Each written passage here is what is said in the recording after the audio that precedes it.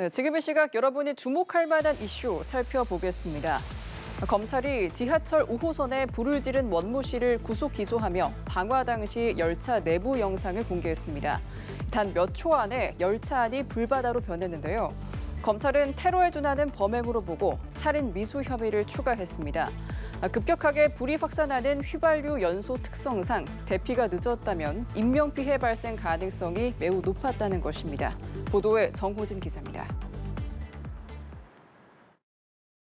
승객으로 가득 찬 주말 아침의 지하철. 흰 모자를 쓴 남성이 갑자기 휘발유를 뿌리자 승객들이 황급히 도망칩니다. 임산부석에 앉아있던 여성은 휘발유에 미끄러져 넘어지기도 합니다. 불과 10여 초 만에 열차 안은 시뻘건 불길로 가득 찼고 시커먼 연기가 열차 안을 뒤덮었습니다. 옆칸 승객들도 몰려드는 연기에 입과 코를 막았고 누군가 출입문을 열자 차례로 열차 밖으로 탈출합니다. 검찰이 공개한 영상엔 지난달 31일 서울 지하철 5호선 방화 당시 순간에 급박했던 상황이 고스란히 담겼습니다. 검찰은 사실상 테러에 준하는 살상 행위라며 방화범 원모 씨에게 신원이 확인된 승객 160명에 대한 살인 미수 혐의를 추가 적용했다고 밝혔습니다. 급격하게 불이 확산되는 휘발유 연소의 특성상 대피가 늦었다면 인명피해 발생 가능성이 매우 높았다는 겁니다. 검찰은 당시 임산부 승객이 기름에 미끄러져 바닥에 넘어져 있음에도 원 씨가 불을 지르는 등 살인할 의도가 있었다고 봤습니다. 대형 인명사고 날 뻔했는데 입장 없습니까? 이혼 소송 결과에 대해 범행 열흘 전부터 원 씨가 사전에 범행을 치밀하게 준비했던 정황도 확인됐습니다. 원 씨는 범행에 쓰인 휘발유는 현금으로 구매했으며 의심을 피하기 위해 오토바이 헬멧을 착용하고 기름이 떨어진 운전자 행세를 했습니다. 범행 전날에도 휘발유를 들고 지하철에 타 강남역과 삼성역 등 주요 지하철역을 배회하며 범행 기회를 물색한 것으로 드러났습니다. 또 지하철에 불을 지르고 자신도 함께 죽겠다는 생각으로 범행 전 보험 계약을 해지하는 등 전 재산을 정리하고 친족에게 돈을 송금한 것으로도 확인됐습니다. 검찰은 확인된 피해자에 대한 치료비를 지원하는 등 지원 조치를 강구해 나갈 예정이라고 밝혔습니다. 연합뉴스TV 정호진입니다. 네, 이란과 이스라엘의 살얼음판 휴전을 지키기 위해 도널드 트럼프 미국 대통령이 안간힘을 쓰고 있습니다. 특히 이란에 대한 대응 공격에 나섰던 이스라엘에 노골적인 불만을 터뜨리며 네타냐후 총리에게 전화를 걸어 공격을 중단하라고 요구했는데요. 이번 휴전이 자신이 일궈낸 성과임을 내세우려는 속내로 보입니다. 워싱턴에서 정호연 특파원입니다. 트럼프 대통령의 휴전 선언 이후에도 서로가 합의를 위반했다고 주장하며 공세를 벌인 이스라엘과 이란. 중재자를 자임해온 트럼프 대통령은 묵직한 경고장을 던지며 휴전 합의를 지킬 것을 촉구했습니다. 특히 이란에 대한 대응 공격에 나섰던 이스라엘에 노골적인 불만을 터뜨리며 네타냐후 총리에게 전화를 걸어 공격을 중단하라고 요구했습니다. Israel, as soon as we made the deal, they came out and they dropped a load of bombs, the likes of which I've never seen before. The biggest load that we've seen. I'm not happy with Israel. 이란의 정권 교체도 원치 않는다고 강조했습니다. But no, I don't want it. I'd like to see everything calm down as quickly as possible. Regime change takes chaos, and ideally we don't want to see so much chaos. 가까스로 이뤄낸 휴전 합의가 한순간 휴지 조각이 될까? 트럼프 대통령은 당근과 채찍을 번갈아 들며 이른바 휴전 지키기에 온 힘을 쏟았습니다. 트럼프의 으름장에 이란과 이스라엘은 서로를 향했던 포문을 닫았습니다.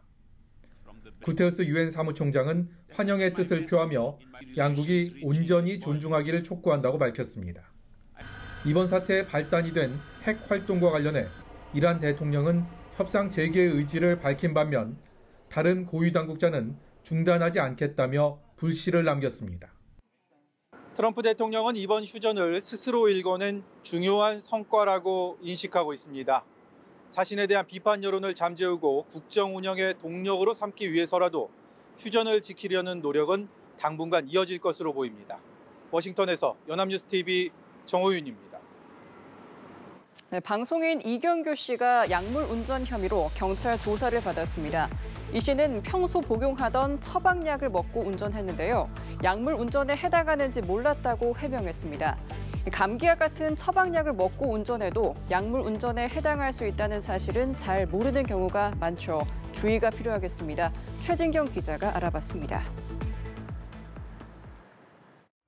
코미디언 이경규 씨가 약물 운전 혐의로 경찰 조사를 받았습니다. 2시간 가까운 조사를 마치고 나온 이 씨는 처방약을 먹고 운전했는데 이 경우도 약물 운전에 해당되는지 몰랐다는 취지로 해명했습니다. 공황장애 약을 먹고 몸이 아팠을 때는 운전을 하면 안 된다는 것을 크게 제가 그걸 인지하지 못했어요. 앞으로 주의하도록 하겠습니다. 실제 이 씨가 경찰에 제출했던 약도 마약성 약물이 아닌 처방약으로 확인됐습니다. 현행 도로교통법에 따르면 과로, 질병, 약물의 영향 등으로 정상적으로 운전하지 못할 우려가 있을 땐 차량을 운전해선 안 됩니다. 약물 운전이라고 하면 얼핏 마약과 같은 환각성 약물이라고 생각하기 쉽지만 평소 흔히 먹는 감기약 등 처방약도 해당될 수 있어 주의가 필요합니다. 의료진의 진단에 따라 적법한 절차로 처방받은 경우라도 운전에 지장이 있을 정도라면 문제가 될 수 있지만 이 씨처럼 잘 모르고 운전을 하는 경우도 있기 때문입니다. 내년부터는 5년 이하 징역이나 2천만 원 이하 벌금으로 처벌도 강화됩니다. 범죄의 대상이 되는 약물이든지 자신의 건강을 위한 약물이든지 정상적인 운전이 곤란하다라고 한다면 마찬가지로 형사처벌 대상입니다. 다만 현행법상 정상운전을 할 수 없는 정도인지 판단하는 별도 기준이나 취약 이후 일정 시간 동안 운전을 금지하는 등의 상세 규정은 없습니다. 전문가들은 법에서 약물뿐 아니라 과로나 질병의 경우에도 정상적인 운전을 하기 어렵다면 금하도록 규정하고 있는 만큼 운전자 스스로 경각심을 가질 필요가 있다고 조언합니다. 또 병원이나 약국에서 약을 처방할 때도 환자들에게 좀 더 자세히 설명을 해줄 필요가 있다는 지적도 나옵니다. 연합뉴스TV 최진경입니다. 북대서양 조약기구 나토 회원국들은 네덜란드에서 개막한 정상회의에서 국내 총생산의 5%를 국방비로 지출하는 계획에 합의할 것으로 알려졌습니다. 나토 회원국들은 이런 목표를 2035년까지 달성하기로 했는데요. 결국 도널드 트럼프 대통령의 요구를 받아들인 겁니다. 다음 타자는 한국 등 아시아 국가들이 될 공산이 큽니다. 강재은 기자입니다. 32개 나토 회원국이 합의한 국방비 지출 수준은 국내 총생산, GDP의 5%입니다. 구체적으로 무기 구매와 병력 유지 등 직접 안보 비용의 3.5%를, 사이버 보안 등 간접 안보 비용에는 1.5%를 쓰겠다는 겁니다. The Defense Investment Plan that allies will agree in The Hague introduces a new baseline, 5% of GDP to be invested in defense. This is a quantum leap that is ambitious, historic, and fundamental to securing our future. 나토 회원국들은 이런 목표를 2035년까지 달성하기로 했습니다. 미국과 폴란드 등을 제외한 대부분 회원국의 국방 지출이 GDP의 1에서 2% 수준인 상황에서 이를 10년 동안 2배 넘게 올려야 하는 셈입니다. 영국과 독일은 나토의 새로운 기준에 따라 어떻게 국방비 지출을 늘릴 것인지 구체적인 시간표까지 마련했습니다.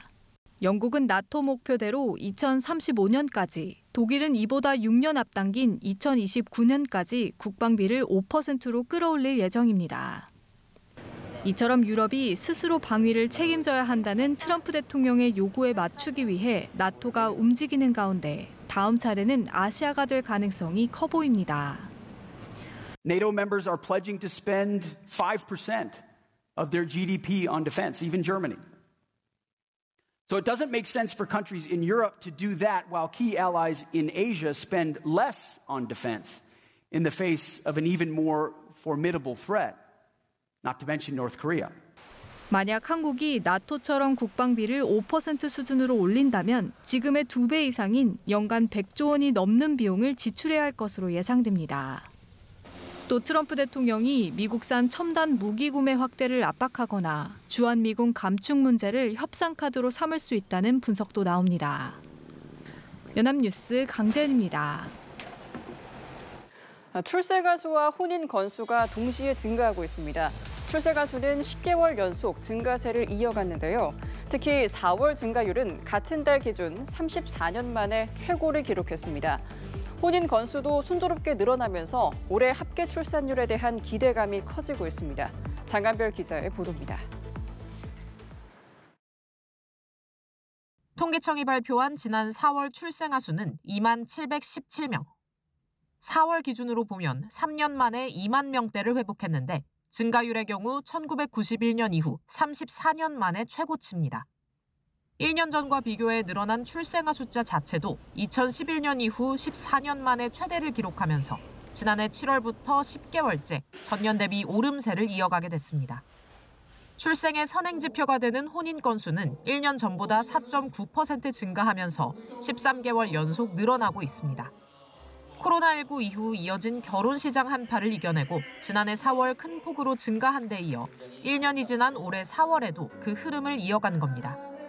30대 초반 여성 인구의 증가, 그리고 정부와 지방자치단체의 출산 지원 정책 등이 복합적으로 영향을 미친 것으로 보입니다. 증가율 자체가 크진 않지만 절대 수치 자체는 그래도 의미 있는 숫자이다. 아기 울음과 웨딩 마치가 동시에 커지고 있는 가운데 기대되는 변화는 연간 합계 출산율입니다. 지난 4월 합계 출산율은 0.06명 늘어난 0.79명. 최근 같은 추세라면 9년 만에 반등에 성공한 지난해 합계 출산율도 넘어설 수 있을 것이란 기대감이 나오고 있습니다. 주형환 저출산고령사회위원회 부위원장은 혼인과 출산의 증가 추세를 두고 훈풍이 불고 있다며 올해 합계 출산율이 0.8명대에 도달할 가능성을 언급하기도 했습니다. 바닥을 찍었던 출산율이 반등의 기회를 놓치지 않고 2년 연속 상승세를 이어갈 수 있을지 주목됩니다. 연합뉴스TV 장한별입니다.